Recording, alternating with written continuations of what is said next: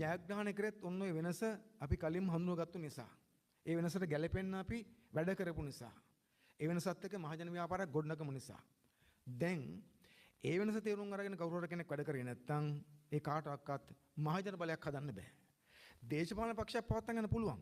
ඒක නෙමෙයි මම කියන්නේ. පක්ෂයක් පවත්වා ගන්න පුළුවන්, පක්ෂ ක්‍රියාකාරකම් කරන්න පුළුවන්, රැස්වීමක් තියන්න පුළුවන්, ඒව කරන්න පුළුවන්. හැබැයි බලය දක්වා එන්න බෑ.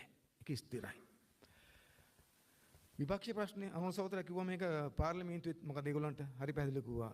ඕගොල්ලන්ට අපිව පරද්දන්න ඕන නම් මොකද කරන්න ඕනකම තියෙන්නේ? ඕගොල්ලෝ අපට වඩා ශිෂ්ට සම්පන්න වෙන්න. අපට වඩා ශිෂ්ට සම්පන්න ව්‍යාපාරයක් හදන්න. නැත්නම් පරද්දන්න බෑ අපි. මොකද ජනතාව දැන් එතනට ඇවිත් තියෙන්නේ. දැන් ඔබ හිතනවාද වංචා දූෂණ නැති රටක් හදාගත්තු ජනතාව නැවත වංචා දූෂණ තියෙන රටකට පල්ලම් බහයි කියලා? නෑ. කවුරු හරි කෙනෙක් අපිව පරද්දනවා නම් අපටත් වඩා වංචා දූෂණ වලින් තොර කෙනෙක් ආවොත් තමයි අපට අභියෝගයක් තියෙන්නේ.